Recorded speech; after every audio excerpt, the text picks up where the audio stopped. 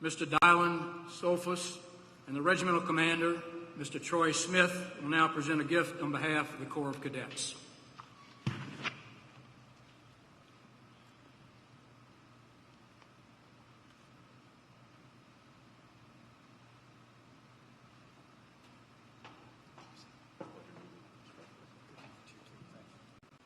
Mr. Vice President, we're honored by your visit here today, and as a token of our gratitude, we'd like to present you with this gift on behalf of the Virginia Military Institute.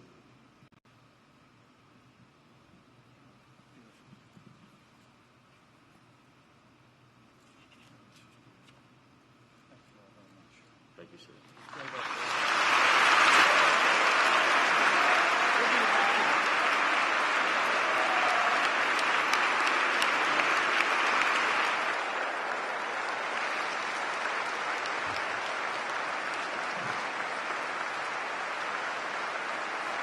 Thank you all. Well, to your Superintendent, General P., to the President of the VMI Board of Visitors, Bill Boland, members of the board, Mayor Frank Friedman, active duty men and women, and all those who've worn the uniform of the United States, VMI cadets, and even you rats, it is great to be here to honor the Virginia Military Institute. Thank you for that warm welcome.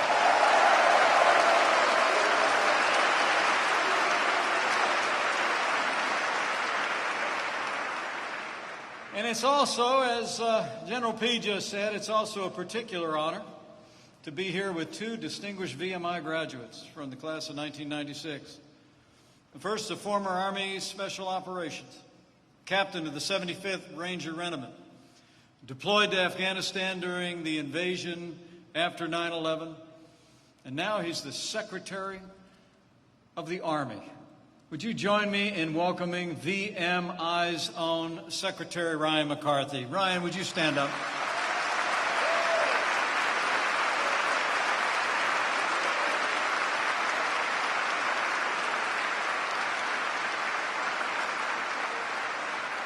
And another member of the class of 1996. He was a Green Beret. He served multiple tours in Afghanistan and Africa. A 4-time Bronze Star recipient who's actually still serving as a colonel in the National Guard. But he's also serving as a member of the United States House of Representatives from the great state of Florida. Would you join me in giving a warm VMI welcome back to Congressman Mike Waltz?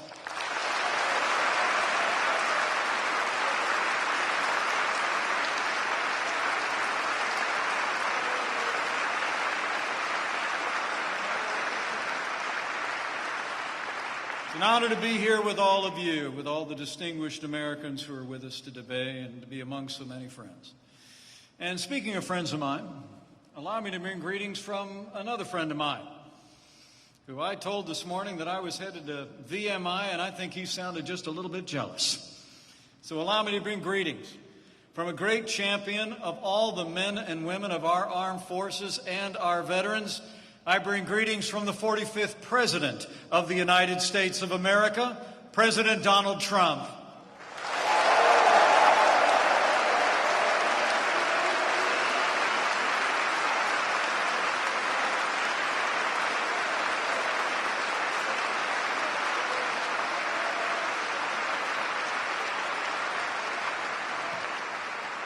You know, it's an honor to be here at VMI, our nation's first state-supported military college. It's really amazing to think about the tradition of which you are a part. For 181 years, this institution has been training up citizen soldiers who are educated, confident, capable leaders who have a love of learning and a high sense of public service. Every one of you participates in the ROTC all 4 years you're here. And I'm actually told that more than half of your 2020 class were commissioned in the armed forces of the United States, and that members of the VMI student body today are currently pursuing commissions in every single branch of our armed forces. So on behalf of your future Commander-in-Chief and on behalf of a grateful nation, thank you for stepping forward to learn at VMI and to all of you who are leaning in to wearing the uniform of the United States, thank you for stepping forward for America.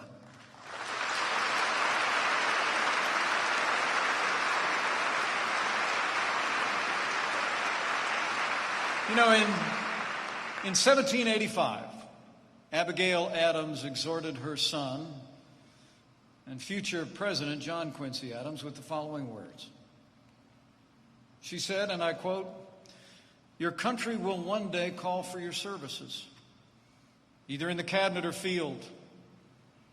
Qualify yourself to do honor to her." Those words of admonition are exactly what each one of you are doing here at VMI. For whether in the cabinet or in the field, as civilians or commissioned officers, here at VMI, you are qualifying yourselves to do honor to your families and your country. In fact, I think it's safe to say that no better word captures the spirit of this storied place through its 181 years than the word honor. So says your legendary code, a code you live by every day. At VMI, honor is at the core of what you do. And thanks to the extraordinary education and training you are learning here today, honor will be the central characteristic of who you become.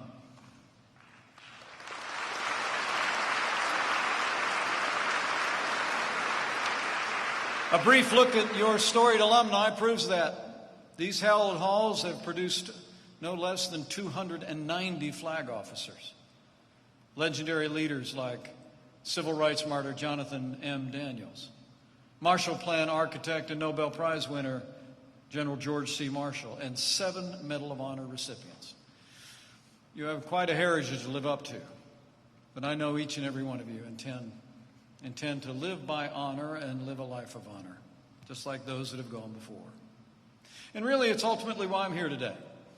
On behalf of your president and a grateful nation, I came here just to pay honor to the great heritage of the Virginia Military Institute and to all the men and women who have passed through these hallways to either serve in the uniform of the United States or serve their nation by other means.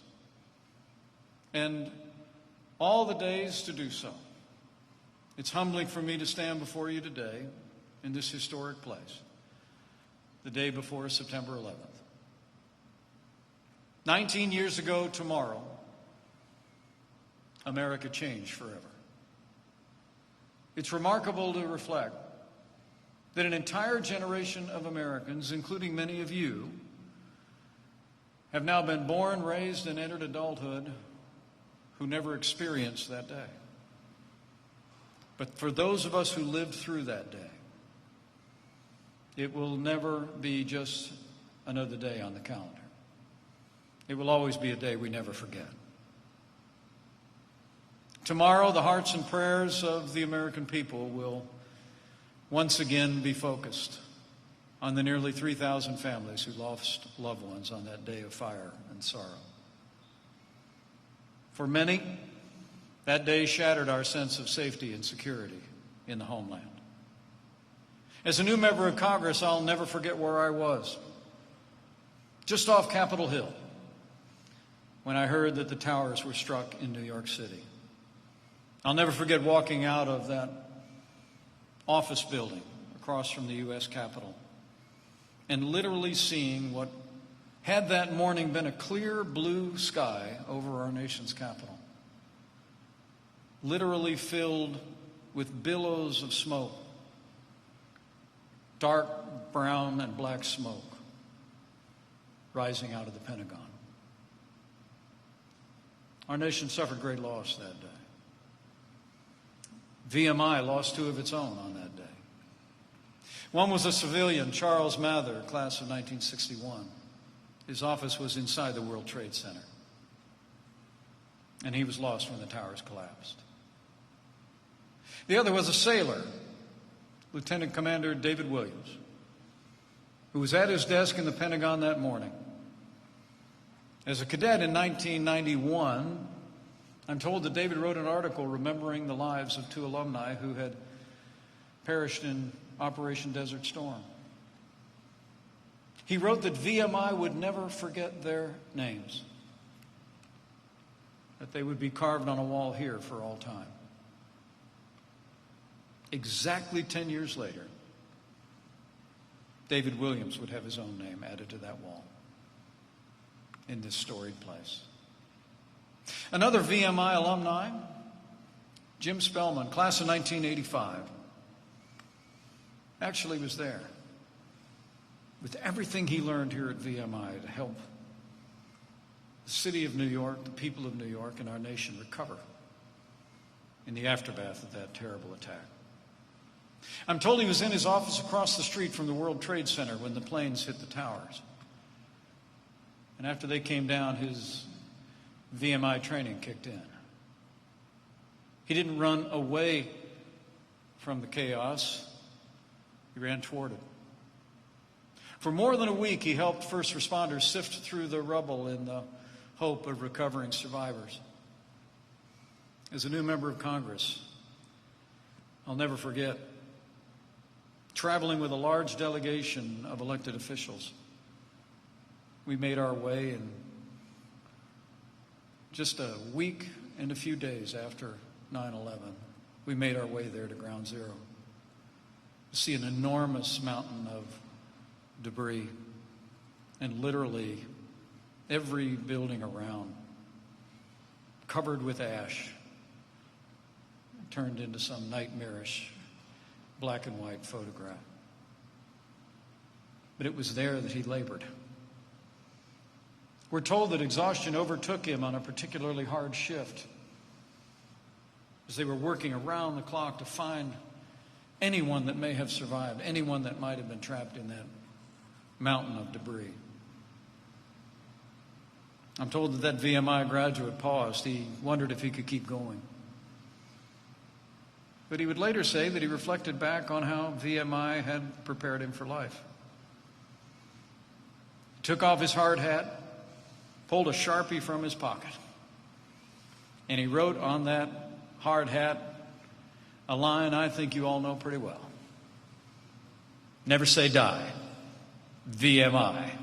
And he put the hat back on and went right back to work.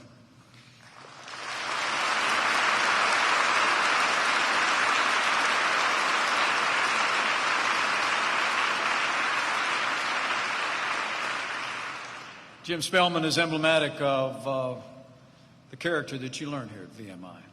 And I'm told that hat is now in the VMI Museum as a tribute. And not just his service, but the extraordinary courage and generosity of first responders and other Americans who came to the aid of those that were struck that day. And most importantly, in the proud tradition of VMI, in the wake of that day 19 years ago, tomorrow many of your alumni answered the call to defend this nation, put on the uniform of the United States. I'll never forget when I went home from Capitol Hill that day. They'd closed all the roads, but that Marine son of mine was about 6 years old. Our girls were younger. I found a way to get across the Potomac River to go home to be with my family, give them comfort before we went back to the work of the nation that day. I'll never forget, as we talked as a family around a little kitchen table, I tried to reassure my children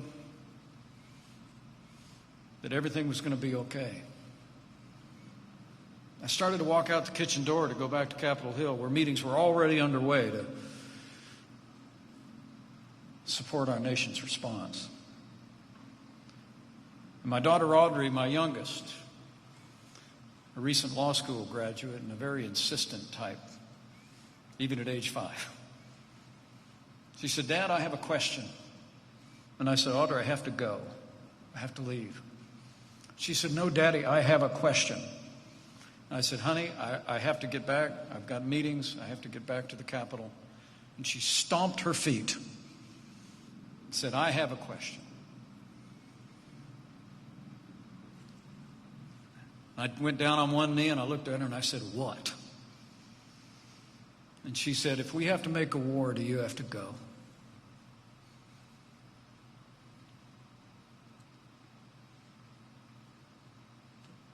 put my arms around her and I hugged her and I said, "Honey, Daddy's too old." But it's hard for me to recite that story without emotion. Because it was in that moment, on that day, General, that I thought of those who did have to go. And I've thought of them every day since. Incredible generation of heroes that stepped into the gap and took the fight to our enemies on their soil. There were heroes from VMI in that generation. Many. In fact, there would be 12 who paid the ultimate sacrifice for our freedom, who fell in Iraq and Afghanistan. They bore the burden of that day. They hugged their moms and their dads. They hugged their family members goodbye. And they went home to eternity. And we will never forget or fail to honor the graduates of this institution and all of those who have served and fallen in the service of the United States of America.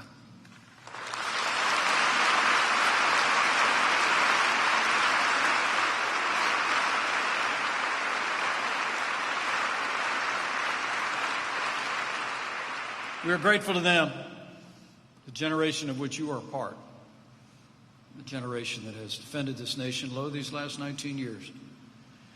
And it hasn't just happened. It's been because of the sacrifices that our armed forces are made, the vigilance of our law enforcement here in this nation, because we took the fight to the enemy. Your generation has been a part of the fact that we will reach that 19th anniversary of that dark day, having had no major terrorist attack on American soil since. It's truly extraordinary. It's a credit to everything that you're learning here. So I want to say thank you. I want to say thank you to those 12 looking on from eternity. I want to say thank you to all those who put on the uniform from VMI and have served in this generation of heroes. You have made America safer every day.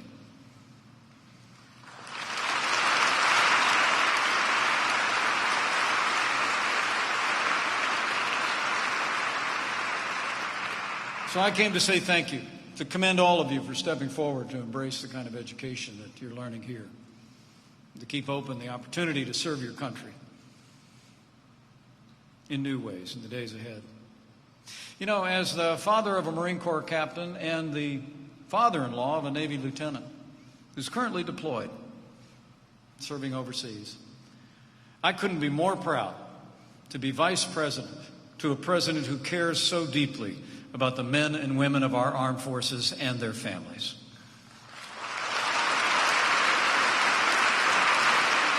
It's true.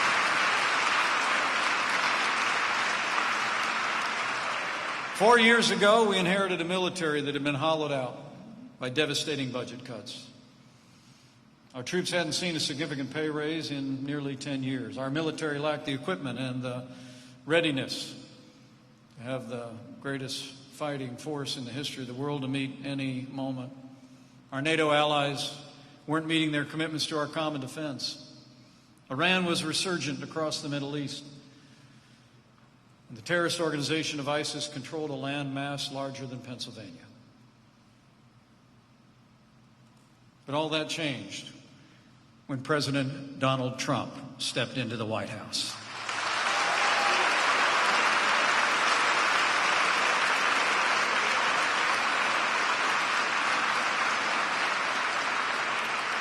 With our strong allies in Congress, this president rebuilt our military.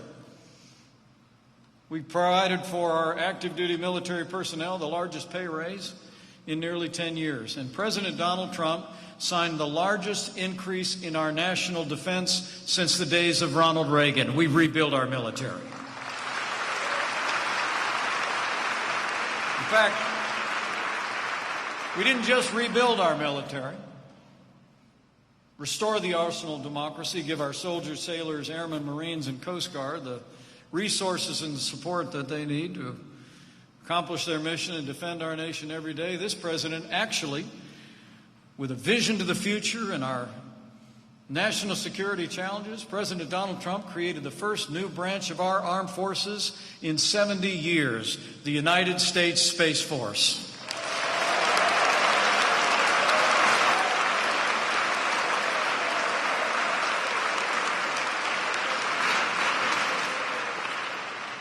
Sounds like we got a few future members in the Space Force with us today. You know, thanks to President Trump, I'm also proud to report our military is now more equipped than ever before. Just in the last 3.5 years, 300 new tanks, nearly 500 new F-35 fighter jets on the way, 21 more deployable ships since Election Day 2016, and another 59 are on the way. We've upgraded our tanks, our artillery, our rocket systems. We've bolstered our fleet of attack helicopters and fighter planes. In a very real sense, we've made the strongest military in the history of the world stronger still.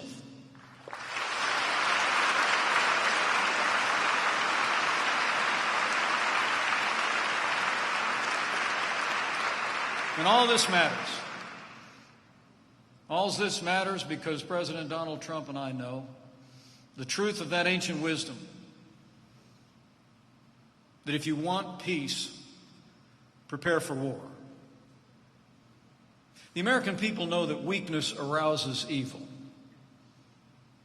and a strong America deters it. And to this Commander-in-Chief, we have peace through strength. President Trump is the first president in decades not to get America into a new war. And President Trump has shown that greater peace and stability requires just two things: a strong American military and a president who is willing to act to defend America's interests all over the world.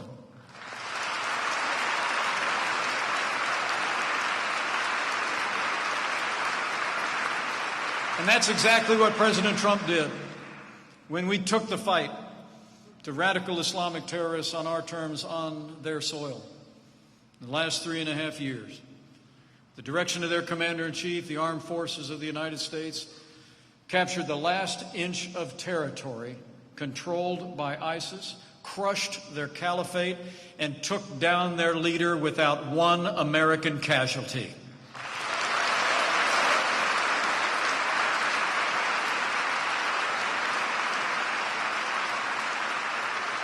That's what this president demonstrated when he held firm on the red line.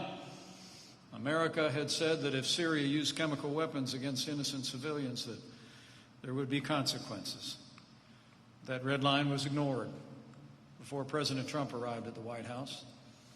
But when the Syrian dictator Bashar al-Assad used chemical weapons against his own people, President Donald Trump responded with overwhelming force and cruise missiles to back down that dictator from using chemical weapons against innocent civilians.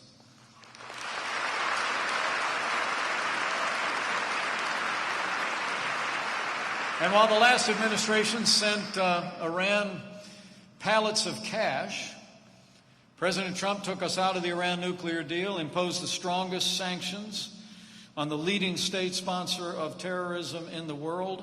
And when the most dangerous terrorists on the planet threatened American forces, President Donald Trump gave the order to take out Iran's top general, and Qasem Soleimani is gone.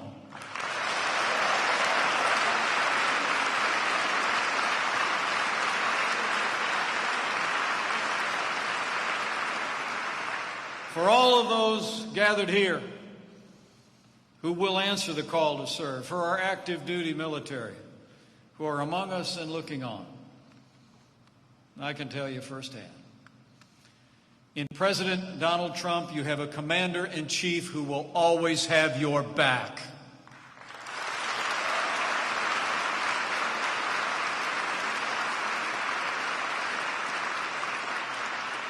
And with that strong commitment to our national defense and a willingness to use American power to advance American security and interests, our allies are stepping up as never before. I'm proud to report Under the President's leadership, our NATO allies have already increased their contribution to our common defense by $130 billion. They're projected to rise to $400 billion in just a few short years. And from the standpoint of American strength, we've seen a growing alliance of Middle Eastern countries who are helping to contain Iranian aggression as never before. It all began when the President kept a promise that 4 previous presidents has made. Literally 4 presidents in both political parties had made a promise to our most cherished ally. But it was President Donald Trump who kept that promise when he moved the American embassy to Jerusalem, the capital of the state of Israel.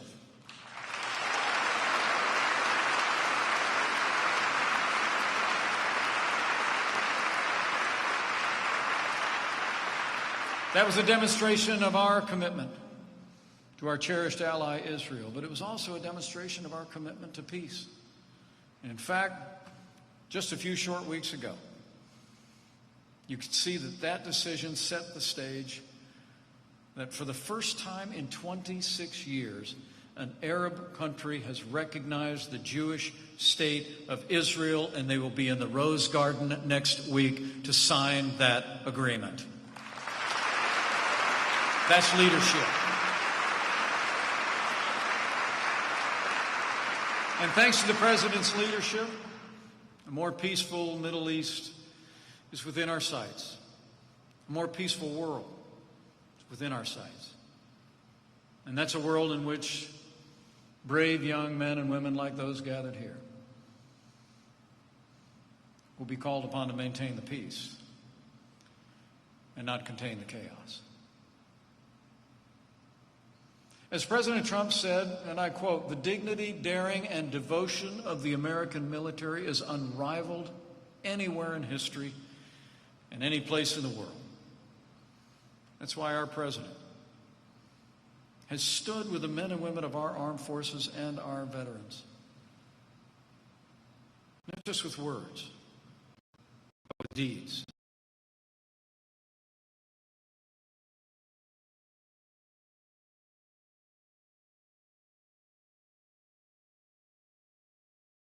Building our military, supporting our soldiers, sailors, airmen, Marines, Coast Guard, modernizing our forces, creating the Space Force is all a reflection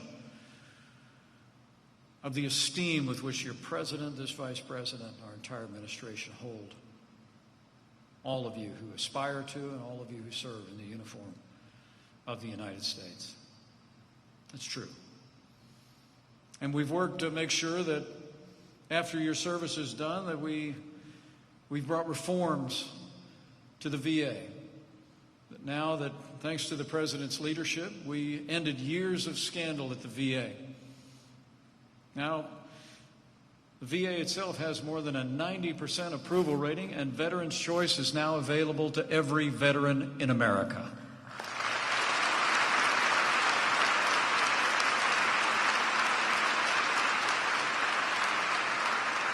So it's been about deeds. It's been about supporting our military and our veterans. But I've also seen this President's heart. I've seen this President's heart in countless private moments where I've been able to be at his side. I literally have watched it. After an address at Arlington National Cemetery on Memorial Day, when I walked with the President through the grounds, I saw him approach a bereaved mother who was there on that day of days, flowers in hand,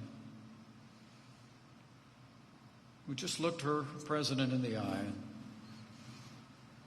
and asked him to always remember the name of her son, Jimmy. And I saw this President assure her that he would. I've been there in the Oval Office. The President's on the phone with families of our fallen, making the calls, expressing not only his sympathy, but the deepest sympathies of the American people, paying a debt of honor that we can never fully repay. I've seen it at Dover Air Force Base. Been there with the family when our heroes have come home.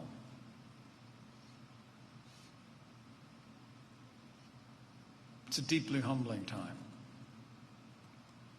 to walk into the family center, to walk up to families. But I've seen this president again and again embrace families, speak of their heroic fallen. And I can tell you, President Donald Trump reveres and honors the members of our armed forces and their families. And God bless them all.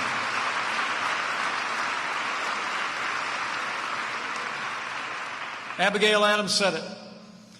Your country will one day call for your services, either in the cabinet or the field.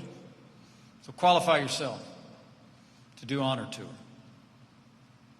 You know, over the course of my life, I've concluded that the three most important qualities in any human endeavor are humility, orientation to authority, and self-control. And as I prepare to leave you, I thought I might offer some of that admonition as you continue your academic career here and continue to lead life's consequences of leadership and service. Now, many of you will enter the service as officers, while others will serve as leaders in other capacities, and these principles apply whatever your calling is in life. So first and foremost, I'd encourage you to approach your calling with humility. Consider others as more important than yourself. Take care of the men and women that are serving alongside you. Approach every problem as a listener. As was written long ago in the words of the Nazarene, wherever you go, wherever you lead, go not to be served, but to serve. Be a servant leader. It all begins with humility. And those of you who serve and those of you who are called perhaps someday into conflict should have the same attitude. Have the humility to listen. It's the essence of strong leadership. Secondly, I encourage you to embrace orientation to authority. Respect the unified chain of command. Submit yourself to the authorities placed over you. Trust your superiors. Trust your orders. And through your actions, you will help inspire those you are leading to be better leaders as well. To be a good leader, you must first learn to be a good follower. And finally, practice self-control, something you all at VMI know a little bit about. There's an old proverb that says, like a city whose walls are broken down, it's a man who lacks self-control. Now, all of you are going through rigorous years of training here at VMI. So I just challenge you in the years ahead. Don't lose that. Discipline is the foundation of all accomplishment.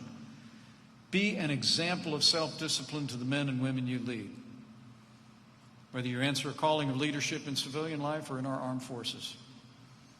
Your discipline will say more about you than your words ever could. To lead others, you must first lead yourself. Now, I'm told VMI's seal depicts virtue standing in victory over a defeated tyrannical foe. I submit that self-discipline is the wellspring of that victory. It's a virtue that you should cultivate here at VMI. Not just for a few years, but for a lifetime of accomplishment. And I'm absolutely confident if you develop and maintain these virtues on an increasing basis in your life, like so many generations who have passed through these hallways before, you will lead lives of consequence and distinction. I promise you. And lastly, I want to challenge you to be men and women of integrity. People follow people that they trust. And so as you're busy about your lives, as you're making your plans, as you're involved in your studies, take time to develop the inner man and the inner woman. Develop the qualities of character that, again, are the foundation of leadership.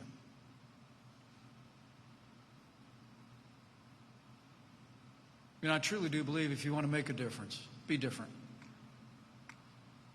It all begins with taking the time to invest in yourself and develop the habits of heart and mind that will pour a foundation in your life.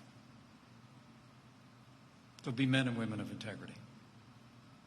Leaders of integrity. Leaders who, in the words of your motto, in peace a glorious asset, in war a tower of strength. That's from whence it comes. And never forget.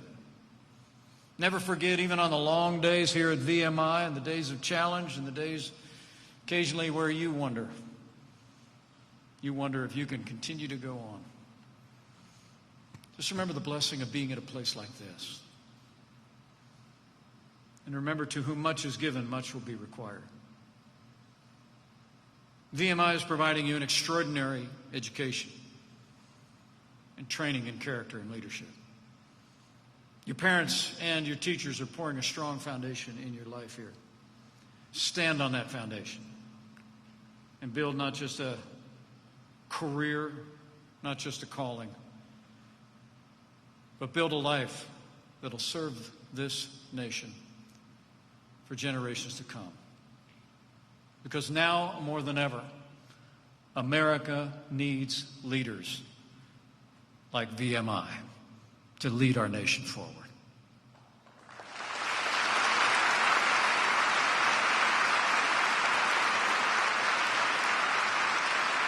So thank you. Thank you for the privilege of being with you today. It's the greatest honor of my life to serve as your vice president. And I thank you for the warm welcome. On behalf of your president and a grateful nation, I just came to say we're proud of you. We're behind you. We honor the learning that you've responded to here. We honor the calling that so many of you are pursuing. And we'll always be grateful. And I leave here today confident that so long as America produces men and women like the cadets of VMI, men and women who are willing and able to stand up and defend our nation and build lives of consequences, I know the best days for America are yet to come. So thank you, and God bless you. God bless the United States of America. And never say die, VMI.